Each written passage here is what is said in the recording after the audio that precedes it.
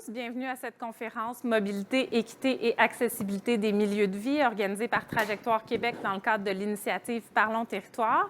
Mon nom est Sarah Védoyon, je suis directrice générale de Trajectoire Québec. Ça me fait très plaisir de vous voir en aussi grand nombre aujourd'hui pour la conférence qui est toute féminine, un panel entièrement féminin, c'est rare en mobilité, on est très fiers de ça. Donc, le panel est composé de Mme Geneviève Boisjoli, professeure à Polytechnique au département des génies civils, géologique et des mines, de Mme Chantal Deschamps, mairesse de Repentigny et préfète de la MRC de l'Assomption, et de Mme Marie-Ève Desroches, agente de projet à la table des groupes de femmes de Montréal et doctorante en études urbaines à l'INRS. Avant de passer à la conférence, je me dois de vous donner quelques indications techniques. Donc aujourd'hui, on est en mode rencontre. On vous demande donc de garder vos micros fermés, mais si vous voulez ouvrir vos caméras, on est dans un studio et on vous voit tous. Donc si ça vous tente d'ouvrir vos caméras, ça nous permet de ne pas avoir l'impression de parler à personne, mais de bien vous voir et de voir vos réactions quand on parle. C'est très agréable. La conférence va se dérouler ainsi. Donc, chacune de nos conférencières va faire une présentation d'une dizaine de minutes et ensuite de ça, je vais animer une période de questions. On va prendre des questions du public. On va vous demander de les inscrire au moment de la période de questions dans le chat ou l'onglet « Converser » dans le bas de votre écran. Je vous demande de faire des questions le plus courtes possible. Elles seront affichées sur un écran pour moi. Donc, si vous faites des questions très longues, c'est difficile pour nous de les lire. Je vais essayer d'en prendre le plus possible, mais le temps étant limité, sachez que ça se peut qu'on ne puisse pas prendre l'ensemble des questions. Sur ce, puisque le temps est limité, je vais tout de suite passer la parole à mon collègue Samuel Pagé-Plouffe, coordonnateur aux affaires publiques chez Vivre en Ville, qui va vous expliquer qu'est-ce que l'initiative Parlons Territoire. Merci beaucoup. Merci, Sarah. Merci. Bonjour, mesdames. Merci à Trajectoire Québec pour l'invitation. C'est très, très apprécié. Donc, oui, rapidement, l'initiative Parlons Territoire, c'est une initiative qui a été lancée par l'Alliance Ariane. Donc, l'Alliance Ariane, qui est un regroupement de plusieurs organisations de la société civile qui existe depuis maintenant un peu plus de 5 ans et qui s'est donné à l'époque la mission de faire de l'aménagement du territoire une priorité au Québec. L'aménagement du territoire, donc toute la question de nos milieux de vie, comment on les organise, qu'est-ce qu'on fait de nos villes, de nos villages, de nos collectivités, quelle place pour le transport collectif notamment. Et donc, c'est la mission qu'on s'est donnée il y a 5 ans. On souhaitait avoir une politique nationale d'aménagement du territoire à l'époque. Et il se trouve qu'au mois de janvier, le gouvernement du Québec a lancé une grande conversation nationale sur l'aménagement. Et donc, la mission qu'on s'est donnée, là, modestement, avec l'Alliance Ariane, c'est de favoriser la participation du public à cette conversation-là. Et donc, on a lancé l'initiative Parlons Territoire. Donc, rapidement, là, pour vous donner une petite idée de ce que c'est la conversation nationale sur l'aménagement, il y a 5 grands axes, un sur la gouvernance, un sur la croissance urbaine, un sur les milieux de vie, un sur la ruralité et un autre sur les finances et fiscalité. Et on peut voir, là, si on pense au milieu de vie, croissance urbaine, c'est certain que la question des transports collectifs va être au centre de toute la réflexion. Il y a 4 étapes dans l'élaboration de la stratégie d'aménagement. Donc, il y a eu, pour commencer, un genre de portrait de situation, des orientations préliminaires qui vont maintenant là, être rendues publiques sous peu, là, probablement dès la semaine prochaine. Donc, vous, le public, vous allez être appelé, il va y avoir des consultations là, qui vont commencer cet été. Vous allez être appelé à les commenter. On vous invite à participer le plus possible. Donc, toutes sortes de mécanismes de consultation, là, notamment une tournée de la ministre, une tournée régionale. Mais vous allez pouvoir aller voir sur le site Web du ministère des Affaires municipales. Vous tapez dans Google SNUAT ou Stratégie nationale d'urbanisme et d'aménagement des territoires et vous trouverez toute l'information pour pouvoir participer en ligne. Donc, voilà, il y a plusieurs rencontres Parlons Territoire qu'on fait dans plusieurs régions. Il y a des rencontres donc régionales, il y a des rencontres thématiques.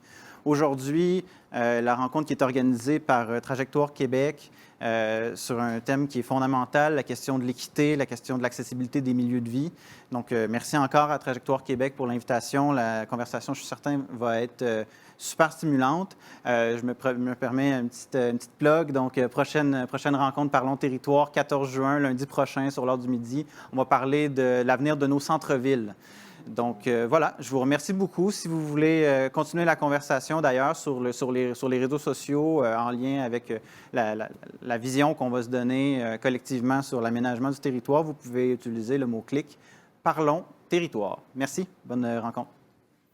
Merci beaucoup, Samuel. Donc, on va tout de suite passer à notre première conférencière, Mme Geneviève Boisjoli, professeure à Polytechnique, qui va nous parler finalement de la mobilité durable et de ses impacts sur l'équité sociale. Mme Boisjoli.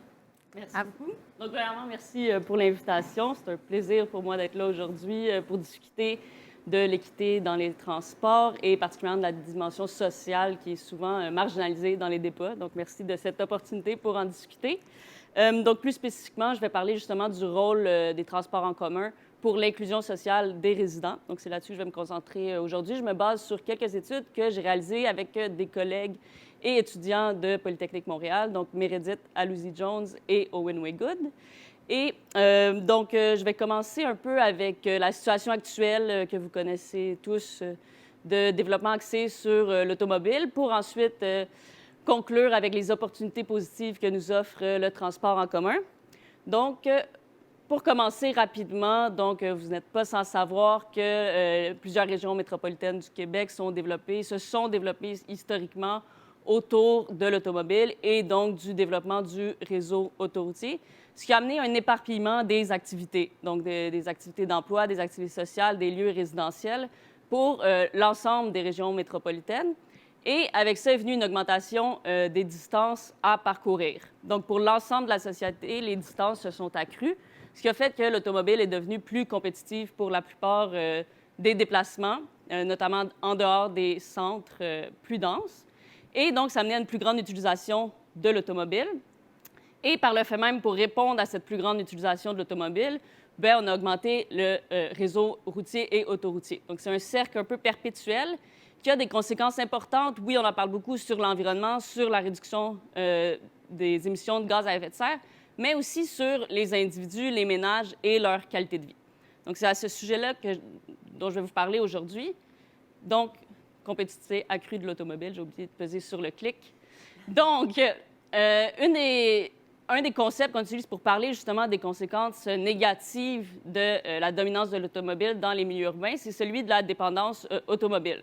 Donc, c'est un concept qui fait référence au fait que les individus, pour plusieurs individus, l'automobile devient indispensable pour réaliser leurs activités quotidiennes.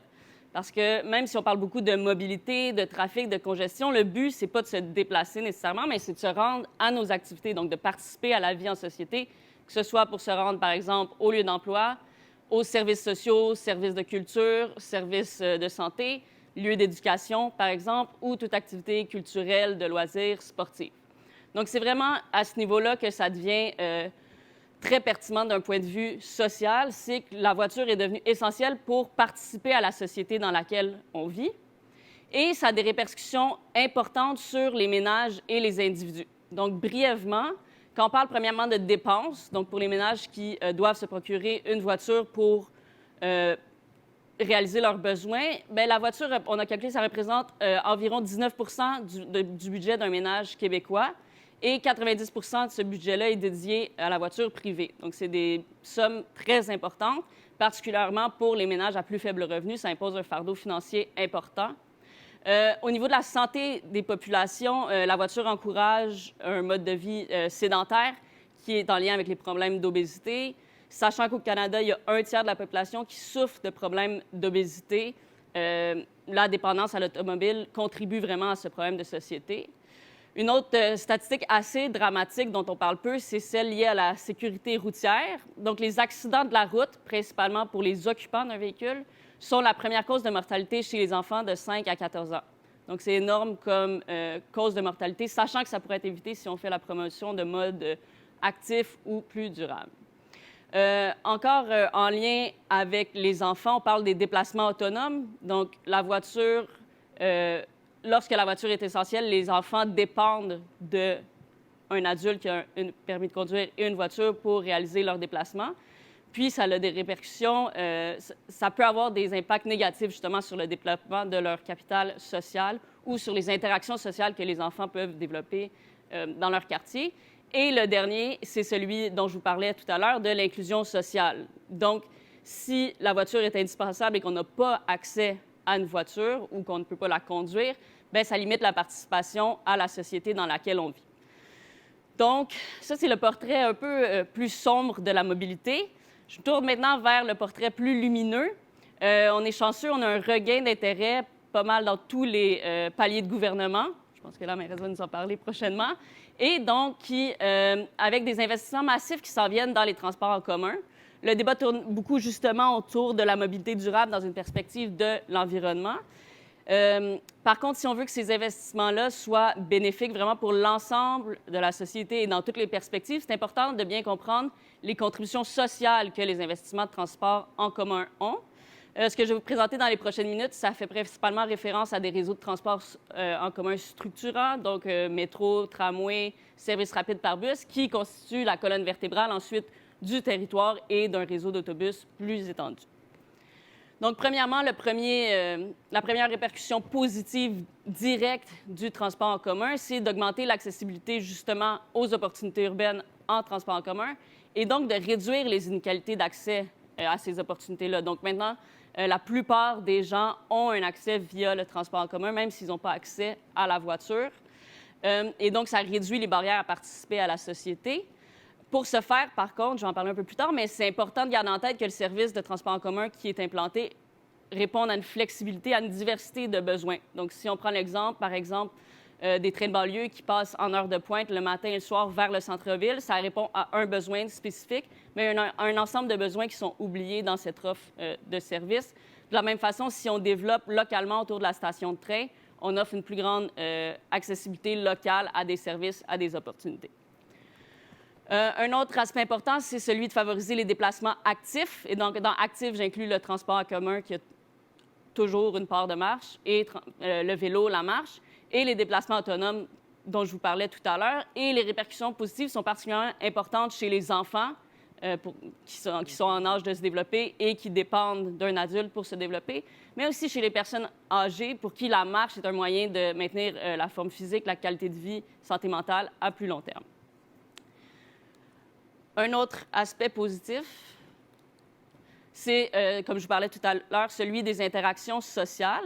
Donc, ce qui est intéressant ici, c'est que si le réseau de transport en commun structurant est accompagné de l'implantation d'espaces de rencontres de qualité, ce qui est plus favorisé par le transport en commun que par exemple, le réseau autoroutier. On s'imagine mal avoir des espaces de qualité à proximité, justement, d'une grande circulation automobile. Donc, ici, on a des exemples d'un peu partout dans le monde. Ça permet vraiment d'avoir des espaces de rencontre pour les citoyens, pour les résidents et les usagers. Donc, pas seulement ceux qui vont utiliser le transport en commun sans s'y attarder, mais vraiment tous ceux qui se promènent dans le quartier ou qui habitent à proximité du quartier. Et par le fait même, ça va renforcer les réseaux sociaux de proximité et la cohésion sociale. En dernier lieu, des impacts plus larges, c'est celui de la qualité de vie des résidents. Comme je le mentionnais tout à l'heure, par exemple, habiter à proximité d'une autoroute, ça apporte son lot de désavantages liés à la qualité de vie de l'habitation. On parle de pollution atmosphérique, pollution sonore, aussi beaucoup de circulation automobile. Tandis que si on favorise un développement axé sur le transport en commun, on va favoriser des milieux de vie plus agréables. Donc, c'est ce qui conclut les répercussions positives potentielles liées au transport en commun, mais comme je le mentionnais, ça dépend du type de transport en commun, de comment on l'implante. Premièrement, je vous ai parlé rapidement des besoins diversifiés, donc c'est important d'avoir un service de transport en commun autant temporellement, donc il y a une grande fréquence à toutes les heures de la journée, mais aussi qui dessert une diversité de pôles, donc pas seulement le centre-ville, mais aussi d'autres destinations qui sont d'intérêt pour une diversité de personnes. Et l'autre aspect important, c'est que c'est important que le transport en commun soit intégré dans son milieu urbain et dans son milieu social. Donc, de prendre en considération les usagers, donc par exemple les gens qui vont utiliser le transport en commun, mais aussi les résidents, et de favoriser le développement urbain local avec des espaces de qualité, des services de proximité. Ici, j'ai mis un exemple du métro Rosemont, dont l'environnement est actuellement en développement, où on a mis une bibliothèque, on a rénové la bibliothèque Marc Favreau, il y a une garderie, des espaces publics, des parcs à proximité. Donc, ça amène vraiment des bénéfices, pas seulement pour ceux qui vont utiliser le métro, mais tous ceux qui vont être à proximité. Donc, ça conclut cette brève présentation. Merci encore pour l'invitation. J'espère qu'on va avoir l'opportunité de discuter plus en profondeur dans la période de questions. Puis j'ai hâte d'écouter vos présentations, mesdames. Merci beaucoup, Mme Boisjoli. On va maintenant passer la parole à Mme Deschamps, qui a certainement une présentation complémentaire qui va nous parler du rôle des municipalités dans l'aménagement du territoire, le développement du transport collectif dans une perspective d'équité. Mais merci beaucoup, parce que moi, je suis très contente, très contente aussi qu'on soit, dans le fond, au féminin. Et merci, parce que ce que je viens d'entendre là, ce que je viens d'entendre là, ça fait tellement écho à ce qu'on vit dans les municipalités. Puis, franchement, j'aimerais ça mettre la main sur cette étude-là éventuellement quand elle sera terminée. Bien, merci beaucoup parce que je pense que ça va être, dans le fond, on va être toutes en complémentarité. Puis, c'est sûr que peut-être me présenter, puis vous allez comprendre un peu que, dans le fond, moi, ma perspective elle va être beaucoup plus terrain. Et mon terrain de jeu, bien, moi, je suis mairesse de la ville de Repentigny depuis 24 ans. Alors, préfète de la MRC de l'Assomption, donc Couronne-Nord, pour vous situer à l'extrémité nord-est du centre-ville de Montréal. Mais sur la Couronne, ça donne que je suis la présidente de la table des préfets et des élus Couronne-Nord. Donc, alors, on cumule les fonctions. Et je siège, en fait, j'ai été membre, parmi les membres fondateurs du conseil d'administration de la CMM où je siège encore. Et je siège aussi à l'exécutif de la CMM. Je peux vous dire qu'on est très occupés, mais c'est de ces dossiers-là dont nous parlons. Puis plus récemment, c'est-à-dire depuis la création de la nouvelle gouvernance en transport, alors donc 2017 avec la RTM, bien, en fait, j'ai eu le privilège d'avoir l'appui de mes collègues pour me retrouver dans cette première cohorte du conseil de gouvernance qui a lancé, et j'y suis toujours, qui a lancé la RTM. Mais ceci étant dit, c'est quand on pose la question, moi, j'ai trouvé ça génial de faire cette association entre équité, mobilité, transport, acceptabilité, accessibilité, parce que tout ça, c'est un tout. Puis moi, dans ma langue populaire, quand je parle du transport, je me dis tout le temps, on parle d'un phénomène humain. Alors, et donc, le transport, c'est vivant. Alors, ça veut dire que ça évolue, puis c'est pas parce qu'on a planifié quelque chose et qu'on a payé des études que nécessairement, quand vient le temps de le réaliser, que c'est toujours ça qui convient.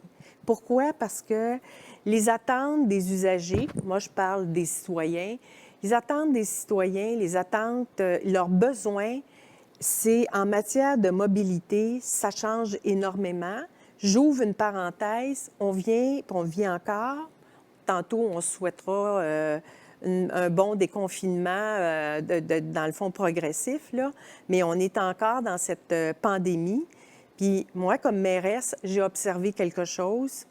On sort, il y a à peine quelques semaines, des assises de l'Union des municipalités du Québec où, au conseil d'administration, on est une quarantaine d'élus, maires, mairesses, de partout du Québec. Et ce qui était intéressant, c'est d'entendre des collègues de petites, moyennes ou de très grandes villes dire « on n'a jamais vu nos citoyens et citoyennes habiter à nouveau et prendre possession de leur territoire ». Et ça, quand ça se passe, moi, j'applaudis, comme tous mes collègues, mais vous ne pouvez pas imaginer comment ça met une pression immense sur les municipalités, parce que, tu sais, à quelque part, quand on parle d'aménagement du territoire, là, ça commence là. Le gouvernement de proximité, là, aura des pâquerettes, c'est nous, ce sont les municipalités. Et ça met une pression énorme parce que les citoyens, vous allez en parler tantôt en matière de sécurité, puis il y a des groupes qui ont peut-être plus de fragilité que d'autres. Il faut que ça soit beau, il faut que ça soit fonctionnel, il faut que ça soit sécuritaire, puis il faut que ça convienne à tous, donc que ça soit inclusif. Et de là, la notion de l'équité. Puis quand on parle à une échelle municipale, on est toujours un peu comme dans l'interdépendance. Une municipalité, là, peut pas, si elle vit en silo aujourd'hui, en 2021, là, bien, elle va mourir de sa belle mort. Parce qu'on est en interdépendance avec une MRC, avec les villes avoisinantes, donc avec nos voisins, dans un ensemble. Alors, nous, ma ville, la Couronne, on est dans un ensemble métropolitain, puis en même temps, on est dans la peinture de nos régions administratives. Là, j'ai l'air à passer du temps, mais c'est pour vous montrer comment c'est un peu complexe. Et en matière d'équité, moi, je dirais que c'est le nerf de la guerre. Puis ça, c'est comme la clé de voûte. Et malgré toutes les belles planifications qu'on peut avoir et qu'on réalise avec des moyens de fortune, les municipalités, puis ça, je peux y revenir, si l'équité n'est pas au rendez-vous, on va parler encore longtemps, puis on va être toujours, je veux dire, dans le fond, en termes d'offres de transport, en termes d'offres et de qualité d'aménagement, alors pour que ça soit fonctionnel, sécuritaire, que ça réponde aux grands critères du développement durable, ça va toujours être bancal, c'est-à-dire boiteux. Et si je reviens, tant qu'à profiter de 24 ans de vie politique, bien, je vous dirais qu'en 24 ans, c'est fou comment ça a changé, parce que, dans le fond, chez nous, là, on avait des autobus qui passaient, oui, en heure de pointe, je ne sais pas si on pouvait appeler ça comme ça à l'époque, mais qui allaient dans une direction, centre-ville de Montréal. Pour vous dire, en 24 ans, comment ça a changé, sur la Couronne Nord, donc Couronne Nord, mettons Repentigny-Terrebonne, ça vous dit quelque chose, la MRC Thérèse de Blainville, Mirabel, Deux-Montagnes-Saint-Eustache. Bien, maintenant, je vous dirais que 66, vous n'aimerez pas ça, mais c'est la réalité quand vous parlez de l'automobile. C'est plus de 66, parce que c'est 0,5 % des déplacements de nos citoyens se font sur la Couronne, d'est en ouest. Pour vous donner, ils font comment? En automobile. J'allais m'échapper pour dire en char, parce que l'image est encore plus forte. Mais c'est pas parce que les citoyens ont aucune sensibilité à tout ce qui s'appelle problématique environnementale, c'est parce qu'il y a un déficit d'investissement depuis plus de 20 ans en matière d'infrastructures de transport et d'aménagement. Hein? Parce qu'on ne peut pas faire passer des circuits structurants n'importe où. Il faut que les villes soient consultées et puissent contribuer, c'est-à-dire mettre leur expertise puis faire en sorte que c'est profitable pour tout le monde. Donc, on est dans l'équité. Mais en même temps, c'est que les services d'autobus qu'on a, nous autres, on n'a pas de mode structurant, puis je ne reviens pas sur tout l'exercice qui est largement publicisé actuellement sur le mémoire de la Couronne Nord, où on réclame un mode structurant d'est en ouest, mais de façon polycentriste. Mais en même temps, on se dit, c'est pour ça aussi que nos citoyens sont les champions dans toute la métropole de l'auto-solo. Alors, pourquoi, quand on prend l'autobus de Repentigny puis on va aller à Deux-Montagnes, là, puis c'est pas une plaisanterie, ça prend 2h30, puis en plus, on fait du tourisme. On rentre à Montréal puis on ressort à l'autre bout. Ça n'a pas de sens. On est en 2021. Mais c'est pas parce qu'on n'y a pas pensé avant, c'est que ça prend une gouvernance métropolitaine. Il faut que les villes, avec des moyens de fortune, on ne peut pas faire ça. Et quand on veut faire des modes structurants là, sur le territoire de la Couronne Nord, c'est qu'on est sur le réseau supérieur. Ça ne nous appartient pas. Donc, on est toujours en train d'être dans une multitude d'interventions auprès d'autres partenaires que le planificateur principal, qui est l'Autorité régionale de transport métropolitain. Moi, j'ai eu le plaisir, tout récemment, là, en janvier, de présider les audiences publiques, c'est-à-dire les consultations publiques sur le plan stratégique de développement de la RTM.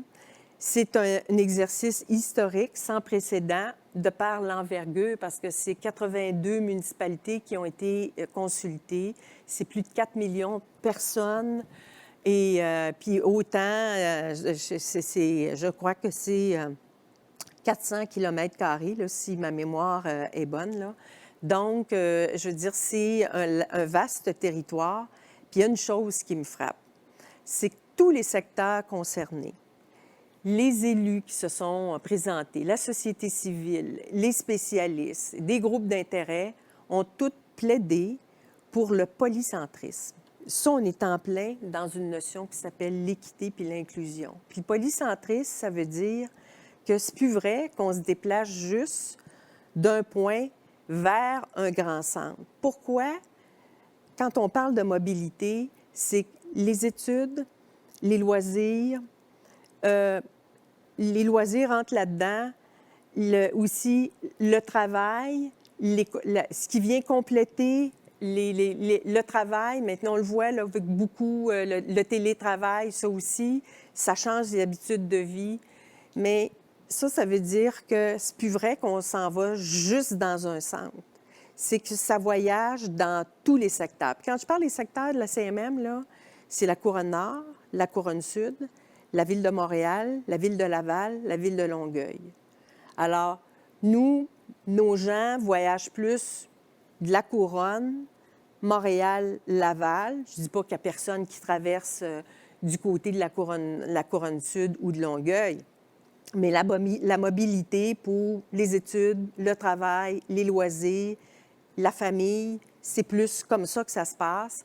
Et au moment où on se parle, ce n'est pas, dans le fond, cette notion d'équité, je veux dire, sur le plan géographique, ça ne tient pas la route. Et bien sûr que lors des consultations publiques, ce qui a été réclamé haut et fort, c'est des modes structurants, mais qui s'appuyaient sur une notion chère qu'on retrouve dans le PMAD, le Plan métropolitain d'aménagement et de développement de la CMM, dont on a célébré le 10e anniversaire. Alors, où cette notion-là, c'est le polycentrisme. Et sans l'application du polycentrisme, mais il faut que ça suive dans les investissements, il faut que ça suive dans de l'aménagement durable, inclusif, sécuritaire.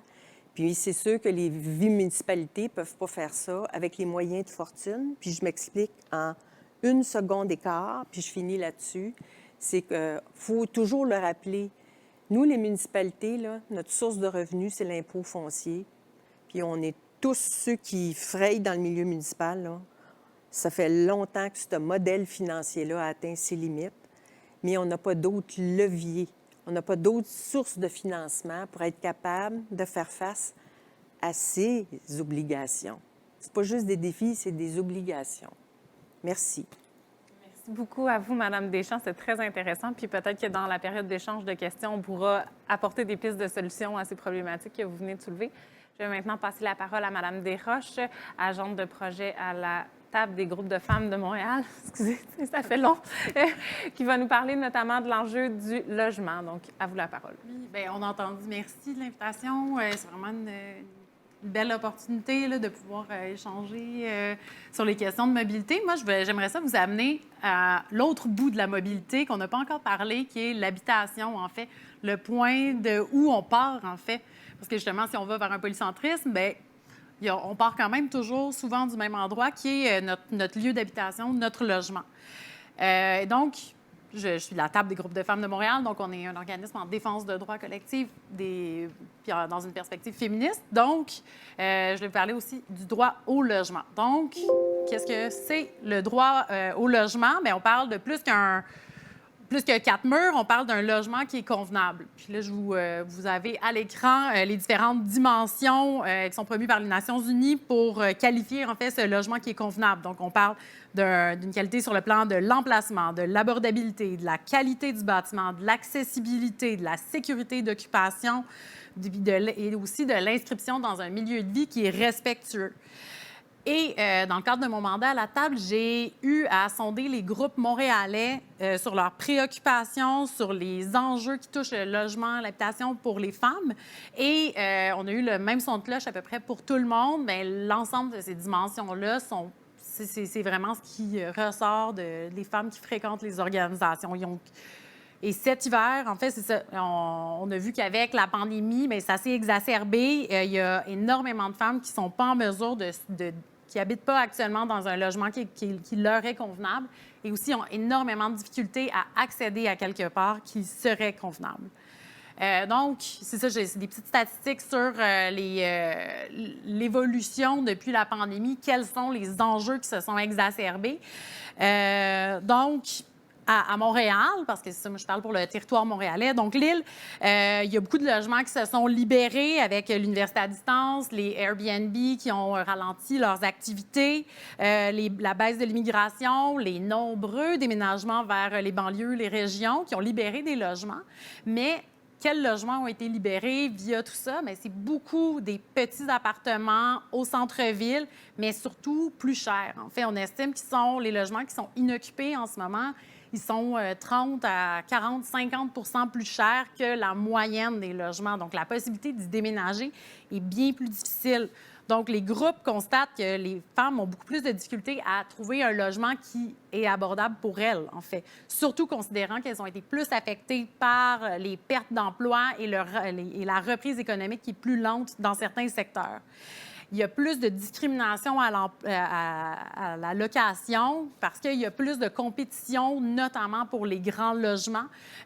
Donc, les motifs, les files d'attente sont très longues, en fait, pour accéder à un logement qui est convenable. Et donc, les propriétaires vont choisir les bons locataires, ceux qui ont un bon dossier de crédit, ceux qui ont des bonnes références, ce qui laisse, en fait, beaucoup de gens derrière. Il y a beaucoup de difficultés à dénicher des grands logements qui est plus que nécessaire actuellement pour pouvoir travailler, étudier à distance, mais aussi à proximité des services. Parce que, veux pas, les quartiers qui sont bien desservis, tant en transport en commun que les services, bien, ce sont des quartiers qui sont en pleine gentrification à Montréal, dont les loyers augmentent et donc qui est difficile d'y accéder, mais aussi qu'il y a de plus en plus de reprises de logements pour augmenter, en fait, leur loyer. Et donc, il y a plus de femmes qui se font évincer actuellement et qui demandent de l'aide pour se défendre leur droit de rester dans les lieux. Puis, finalement, je voulais vraiment parler de la question de la violence conjugale. On a beaucoup parlé des féminicides cet hiver. Bien, c'est un enjeu qui est réel. Donc, il y a plus de demandes d'aide pour des cas de violence conjugale. Et les femmes vont dans des maisons d'hébergement pour se trouver un chez-soi qui va être un peu plus sécuritaire. Et donc, la possibilité de se reloger en ce moment est excessivement difficile. Puis, finalement, je vais parler d'un enjeu qui est quasi permanent. Pandémie, pas pandémie, l'accès à des logements qui sont accessibles pour des personnes à mobilité réduite. Il n'y en a pratiquement pas et la crise est vraiment permanente. Et ces besoins qui ont été exprimés par les femmes, c'est oui des femmes, mais c'est souvent des femmes qui sont issues de l'immigration récente, celles qui sont sans papier, celles qui travaillent à temps partiel, celles qui sont étudiantes, chômeuses, qui souvent, en fait, vivent à la croisée des oppressions. Donc, on ne parle pas seulement de femmes avec un grand F et générique, là. C'est souvent des femmes qui vivent différentes formes de discrimination au quotidien. Les groupes de femmes, moi, ne restent pas les bras croisés en attendant que les logements sociaux se développent. Ça fait des années qu'elles travaillent dans un continuum de services pour aider les femmes à pouvoir accéder, conserver un logement. Donc, elles s'investissent vraiment dans une panoplie de solutions. Donc, on parle d'un continuum qui n'est pas linéaire puis qui permet de justement pouvoir garder un logement. Donc, on parle de l'hébergement d'urgence à des programmes de logement de transition, à du logement permanent qui est développé par des groupes et par et pour elles, mais aussi du suivi post-hébergement parce que c'est pas quand on est en logement stable que le besoin de soutien s'arrête, puis aussi du référencement pour pouvoir rester dans quelque chose qui est adéquat pour les femmes. Mais actuellement, c'est ça, ce continuum de logement, de services est complètement saturé. J'ai mis des citations qu'on a recueillies auprès de groupes membres. Bien, les groupes qui offrent du logement transitoire ou permanent, bien, ils ont des longues listes d'attente. Ils refusent des femmes au quotidien. Je vous ai mis l'exemple du réseau Habitation Femmes qui a dû suspendre sa liste d'attente cet automne parce qu'il y avait 62 femmes qui étaient sur la liste. Et donc, ce qui signifiait que les femmes allaient seulement être appelées dans 1 an, 2 ans, 3 ans, 4 ans pour un logement, alors que le besoin est immédiat. Elles sont prêtes maintenant à habiter dans un logement autonome. Puis j'ai mis aussi l'exemple de l'Auberge Madeleine qui refuse des femmes au quotidien. L'année passée, ils ont refusé plus de 6 000 femmes par manque de place. Et donc, ce sont des femmes qui doivent se tourner vers d'autres ressources, se tourner vers des ressources qui sont mixtes, où est-ce que leur sécurité est parfois compromise, vers des proches, passer la nuit dehors, ou encore retourner parfois vers un conjoint violent et possiblement mourir tout simplement sous les coups.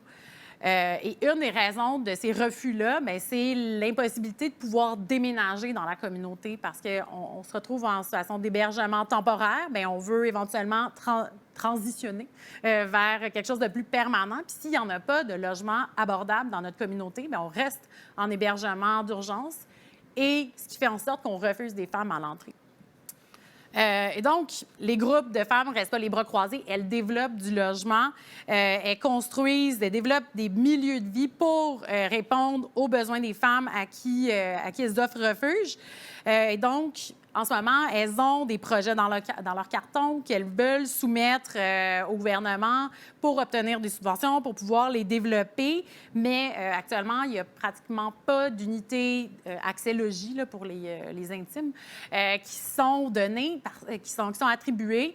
Donc, il y a des listes d'attente pour développer alors que le besoin il est urgent, il est là, puis le désir il est là. La pandémie a, oui, ralenti le rythme de production de logement social, mais a vraiment augmenté le désir de développer parce que, pour donner un exemple, il y a des maisons de chambre qui existent. Bien, on réalise que le modèle des maisons de chambre ne fonctionne plus actuellement dans un contexte pandémique parce que les chambreuses n'ont pas le droit de se toucher, n'ont pas le droit de se parler, doivent imaginez devoir porter un masque dans son salon, en fait, ou dans sa cuisine, dans sa salle de bain parce que c'est un espace commun.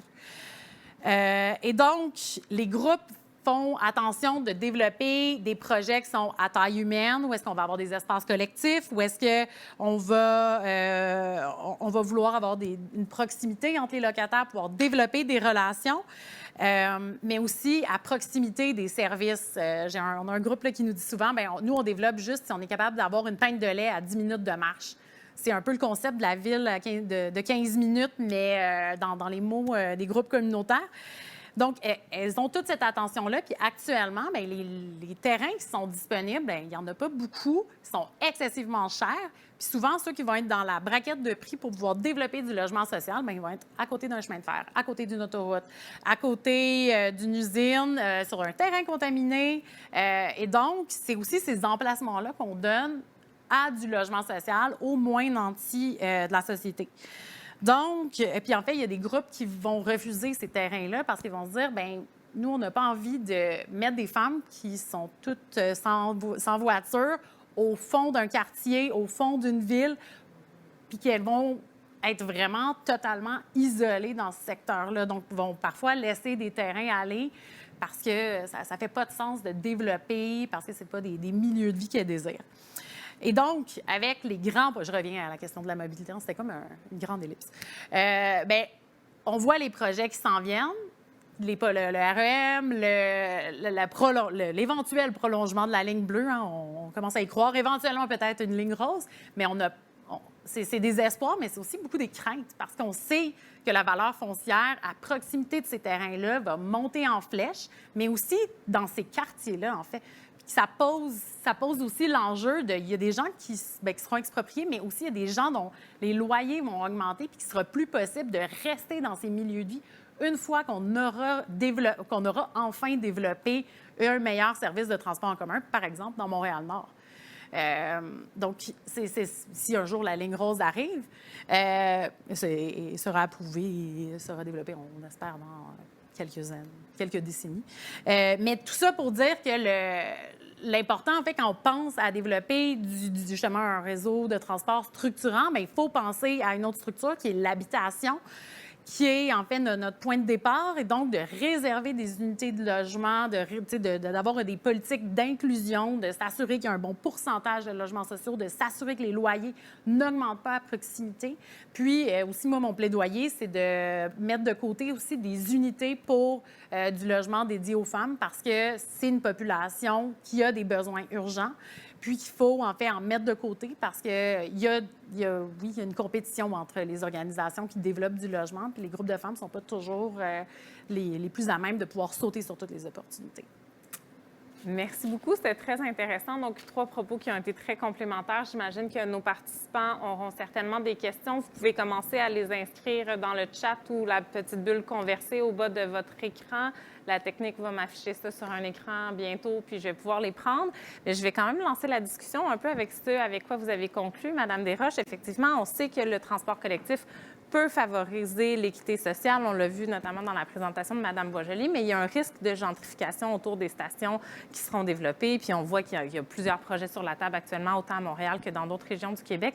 Alors, comment on fait? Est-ce qu'il y a vraiment un risque de gentrification? Puis que finalement, les populations les plus vulnérables, celles qui ont le plus besoin d'être à proximité du transport collectif, ne pourront pas y avoir accès? Est-ce qu'il y a des choses qu'on peut mettre en place pour éviter ça? Ou est-ce que c'est une crainte qui est un peu farfelue ou elle est fondée et réelle? Je ne sais pas s'il y en a une qui veut se lancer. Bien, moi, je peux vous donner l'exemple du TOD chez nous qui, malgré une étude importante qui a été financée par la CMM, alors, et en bordure de la gare de Repentigny, là, qui est dans le secteur nord de Repentigny, c'est comme c'est un milieu bâti, comme c'est une voie ferrée qui existait déjà, là, ça appartient au CN.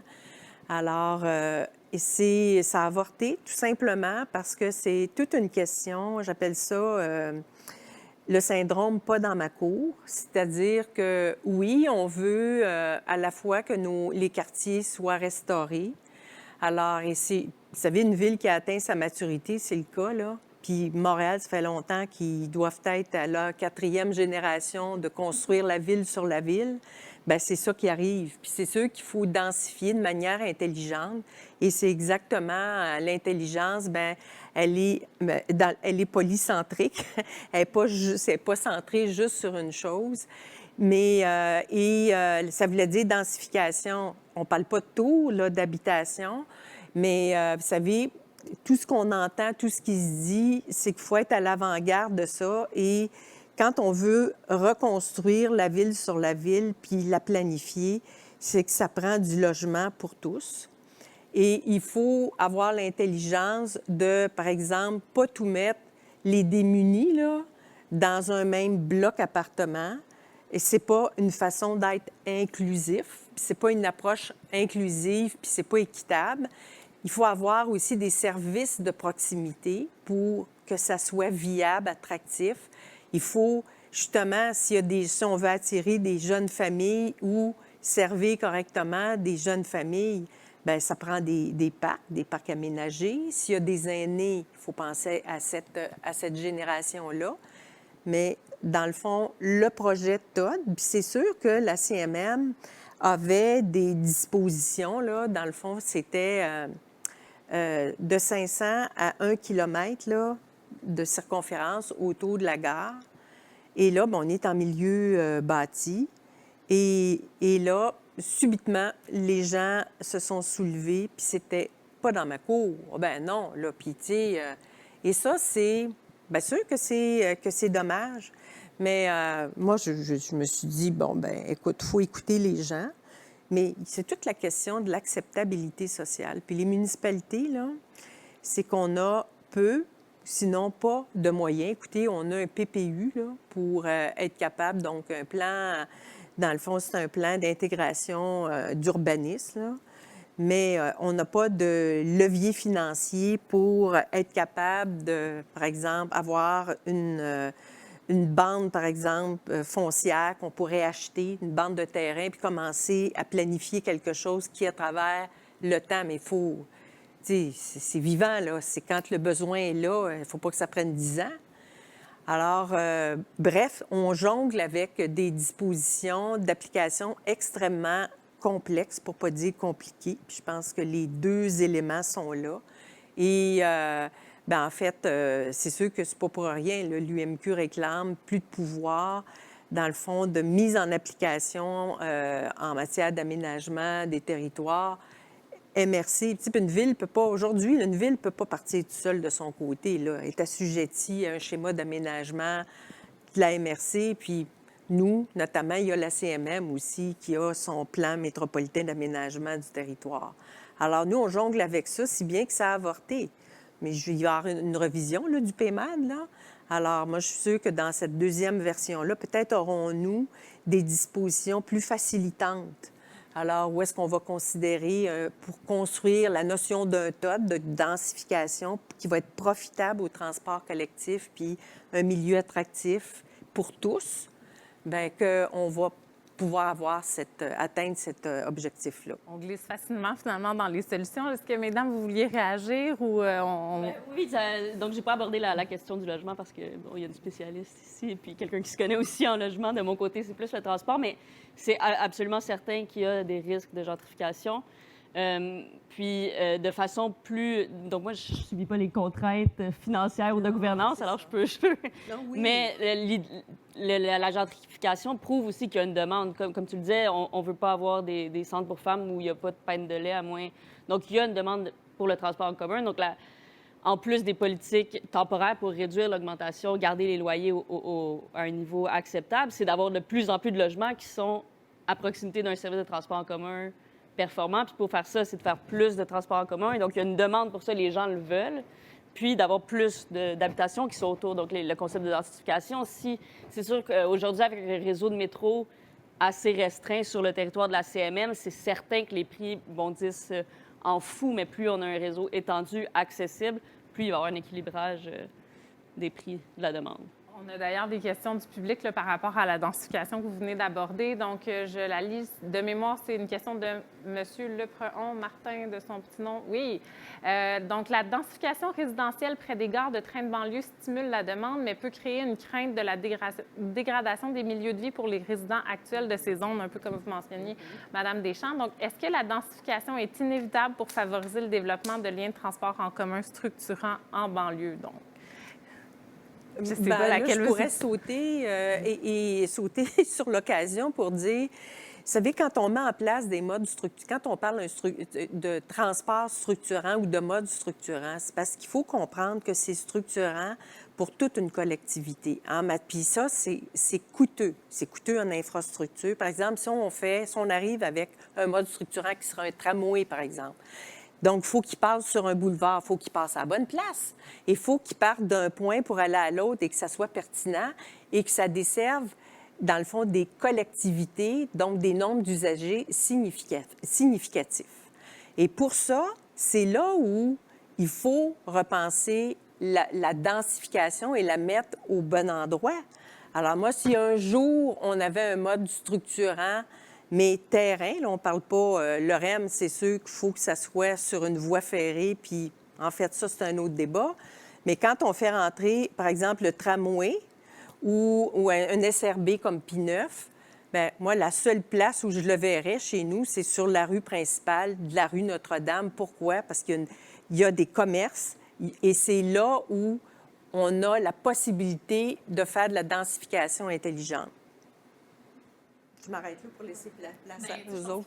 Je pense qu'il faut toujours utiliser les modes de transport structurants comme levier de développement du territoire puis de le faire intelligemment pour ne pas contribuer encore plus à l'étalement urbain, puis aussi de donner des bénéfices à la population qui est déjà là, en fait, pour éviter le pas dans ma cour, de dire, bien, justement, bien là, vous allez avoir enfin des commerces de proximité. Ça va amener des nouveaux parcs, des nouveaux espaces dont vous allez pouvoir profiter. Donc, c'est vraiment d'utiliser tout ça comme des leviers, d'améliorer le logement nécessairement. Là. Donc, oui. de vraiment de l'utiliser. Là. Moi, je pourrais rajouter quelque chose. Allez-y. Souvent, on est bon là-dedans, là, les maires, les mairesses, là, on dit « Ah, ça coûte cher, ça coûte cher ». Mais en même temps, l'inaction, là, ça a un prix. Puis nous, on le sait, là, principalement en matière de congestion routière, à cause de notre statut de champion de l'auto solo, là, mais faute d'avoir d'autres options. Mais l'inaction, là, c'est des milliards de dollars. Le statu quo, c'est-à-dire qu'on ne fait pas de voies réservées, on n'ajoute pas de mode structurant pour les usagers, structurant pour l'aménagement, structurant à tout point de vue, donc dans l'esprit du développement durable. Bien, ça coûte des milliards pour la santé, vous en avez parlé, des milliards pour la sécurité, des milliards de temps mal utilisés pour le développement économique, une perte. Puis moi, je peux vous le dire, là, les parents chez nous, une ville de famille, là, quand on est à l'extrémité du territoire métropolitain, là.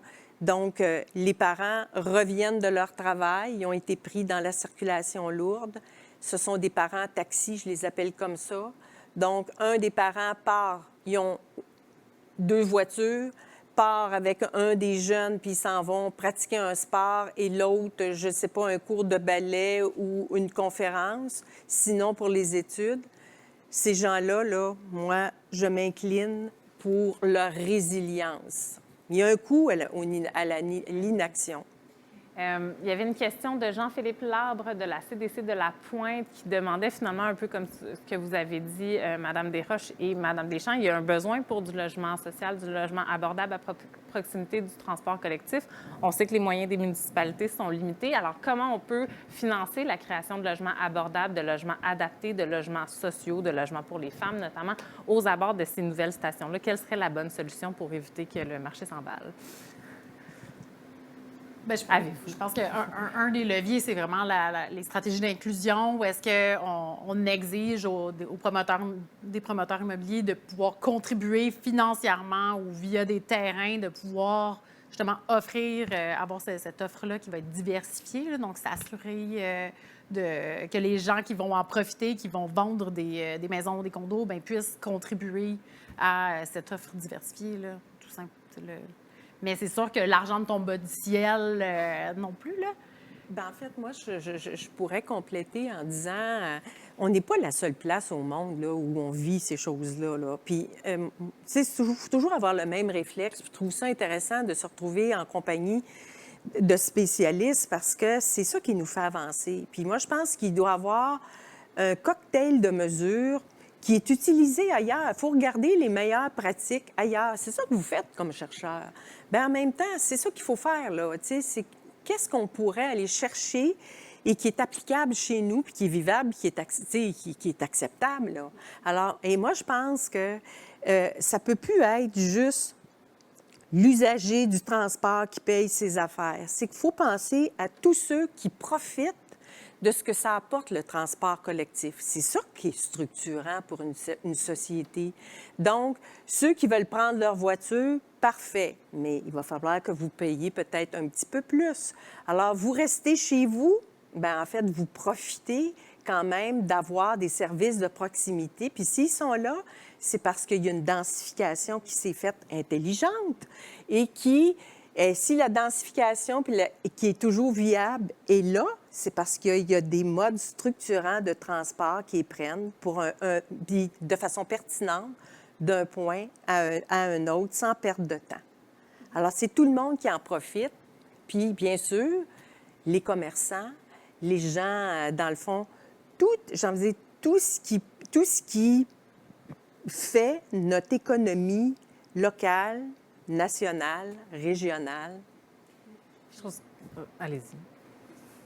Pour faire le lien entre la mobilité, Oui. mobilité et densification, il y a les questions financières. C'est certain que sans densification, ça va être difficile. Il y a aussi le lien entre la mobilité peut être favorisée par une certaine densité. On parle de femmes qui peuvent, ou d'hommes, se sentir vulnérables le soir, de se promener autour d'une gare de train, d'un quartier résidentiel où il y a peu d'action. S'il y a des commerces, des gens qui sont actifs, des terrasses, bien, on va se sentir plus à l'aise. Même chose pour les enfants. On va être plus à l'aise d'envoyer nos enfants se promener. Donc, il y a des bénéfices aussi en termes de mobilité d'avoir une certaine densification, particulièrement pour les usagers, les utilisateurs, les groupes qui sont plus marginalisés, par exemple, dans la planification des transports. C'est intéressant ce que vous avez dit. On glisse rapidement vers l'acceptabilité sociale, qui est souvent un frein à l'implantation de nouveaux projets. C'est vrai en transport collectif, c'est vrai dans d'autres domaines.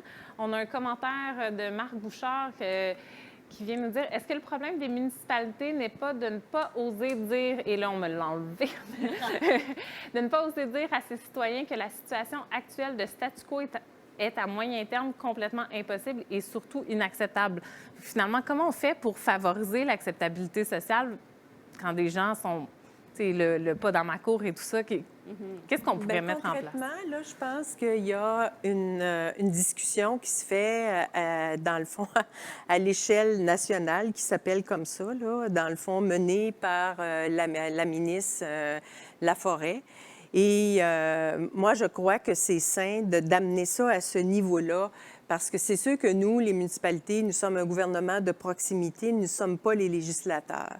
Et je le disais tantôt, rapidement, c'est qu'on n'a pas les pouvoirs et les coups des franges pour être capable, à un moment donné, quand ton plan de match a été validé, là, qu'on a eu le regard de la MRC, le regard de la CMM, puis que les gens disent, ben oui, ça répond aux critères, on ne peut pas aller de l'avant.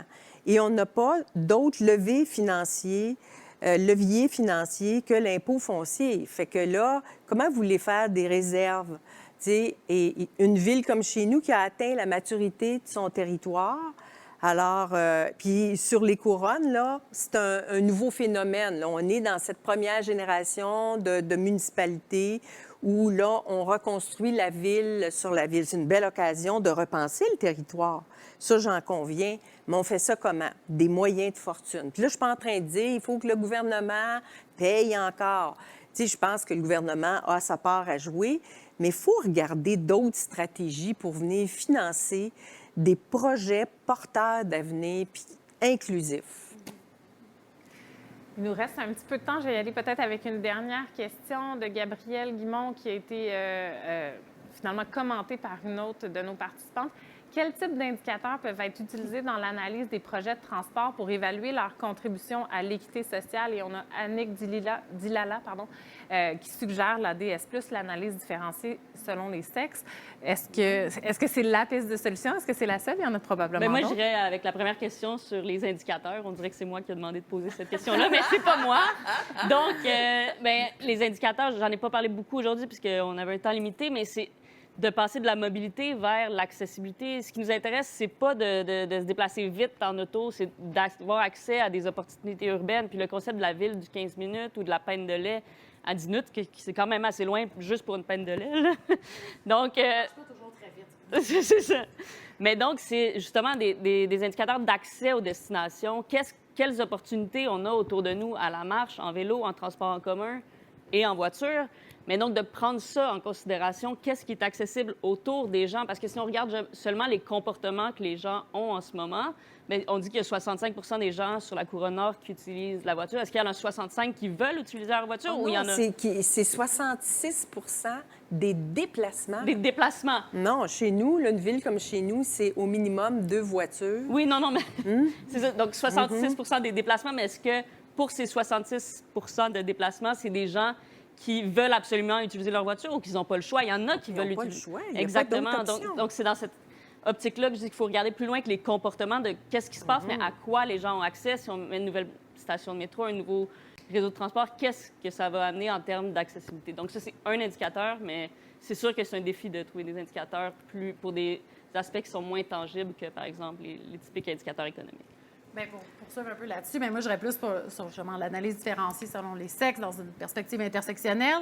Donc, la DS+, de son acronyme, c'est de voir bien, quelles sont les différences d'usage ou de besoins entre les... Au départ, c'est entre les hommes et les femmes, mais après ça, c'est entre l'ensemble des gens qui vivent des oppressions. Là. Donc, c'est de voir, après ça, par exemple, dans un nouveau système de transport ou un système qui existe déjà, bien, c'est de voir est-ce qu'il y a autant d'hommes que de femmes qui vont l'utiliser? Est-ce que tous les groupes d'âge sont là? Est-ce que les personnes à mobilité réduite y ont accès? Est-ce que les gens qui sont à faible revenu sont en mesure d'y accéder ou les tarifs sont trop élevés pour pouvoir y accéder et n'accèdent pas aux petites franges de tarifs réduits qui existent parce qu'on n'est pas étudiant, puis on n'a pas plus de 65 ans. Il y a quand même une grande population qui n'est pas en mesure de se le payer entre ces deux âges.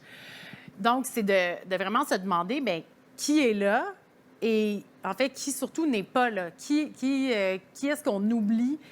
Donc, de voir, mais qui, puis après ça, de comprendre pourquoi, en fait, ces personnes ne sont pas là. Donc, c'est une chose d'avoir des indicateurs quantitatifs sur qui est là, mais après ça, il faut vraiment aller creuser de qui n'est pas là et pourquoi ils ne sont pas là. Qu'est-ce qu'on doit opérer comme changement? Il y a des changements dans les aménagements, mais après ça, il y a des changements dans les cultures. Par exemple, des femmes qui n'utilisent pas le transport en commun de soir, bien souvent, c'est par la peur de la nuit, la peur qui est réelle, en fait, de vivre du harcèlement de rue, qui est quand même au quotidien, qui est beaucoup dans les transports en commun. Donc, c'est des transformations qui sont pas seulement physiques, mais aussi culturelles, des transformations sociales, changer nos moyens de transport, l'inclusion dans ces espaces-là. Ce sera ça pour aujourd'hui. Ce sera le mot de la fin, donc de s'assurer de développer notre territoire puis les services de transport collectif en s'assurant de ne laisser personne derrière. Un grand merci, mesdames, d'avoir participé avec nous. La discussion était très intéressante. On aurait pu continuer longuement, mais malheureusement, le temps va nous manquer. On va prendre une courte pause pour ceux parmi vous qui êtes membres de Trajectoire Québec. On va se rejoindre dans 10-15 minutes. On va faire le plus vite possible pour placer notre studio et revenir avec l'Assemblée générale annuelle. Pour les autres, merci d'avoir été là. On vous invite à suivre les activités, les conférences de Parlons Territoire, et on comprend que les attentes sont hautes pour la stratégie nationale d'urbanisme et d'aménagement du territoire. Merci beaucoup. Bonne fin de journée. Merci. Merci. À tantôt pour les autres. Merci. Ah, c'était bon, hein?